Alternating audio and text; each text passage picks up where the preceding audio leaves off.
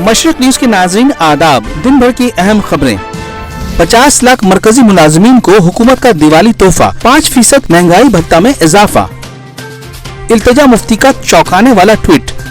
नजरबंद लीडरों को हिरासत की मुखालफत करने पर PSA में बंद करने की धमकी। 7 माह में ही शहला रशीद मेन स्ट्रीम सियासत से अलग हुई, बर्दाश्त नहीं कश्मीरियों का इस्तेहसाल। IMF सरबराह का बयान सामने आया, हिंदुस्तान में ज्यादा साफ नजर आ रहा है आलमी मंदी का असर। कांग्रेस ने मोहन भागवत से पूछा सवाल, क्या मॉब लिंचिंग की हिमायत करते हैं? मोदी और चीनी सदर शी जिनपिंग की दूसरी छोटी मुलाकात 11 अक्टूबर को होगी, कश्मीर पर बातचीत मुतवक्को। सलमान खुर्शीद का दर्द, हमारे लीडर हमें छोड़ गए, बेहद बुरे दौर से गुजर रही है कांग्रेस। मंदी की मार बरकरार, दिवाली तक भी नहीं सुधरेंगे मंदी के हालात। केमिस्ट्री में जॉन गुडइनफ, स्टैनली विथिंगम और अकियो योशिनो को नोबेल इनाम। राजस्थान के जिला टोंक में राम बारात पर पथराव के बाद कशीदगी के मद्देनजर कर्फ्यू नाफिज। मजीद खबरें।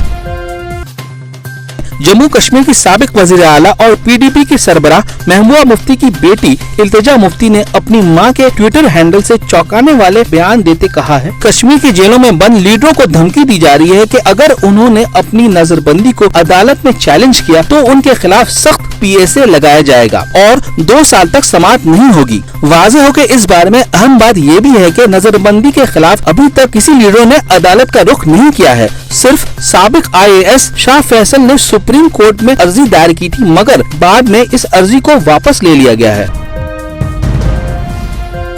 बिहार में सैलाब और पटना में बारिश का पानी जमा होने पर सियासत काफी गर्म है। रियासती हुकूमत की माविन पार्टी BJP और इसके लीडर वजीर आला नीतीश कुमार पर लगातार हमला कर रहे हैं।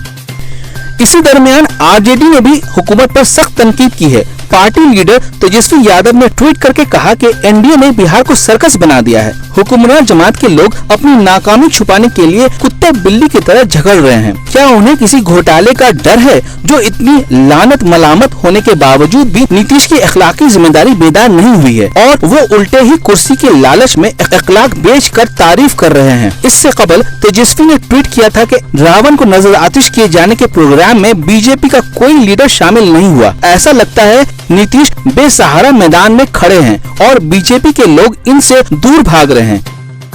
आज बस इतना ही। मशरक न्यूज के नाजरीन, शब ब खैर।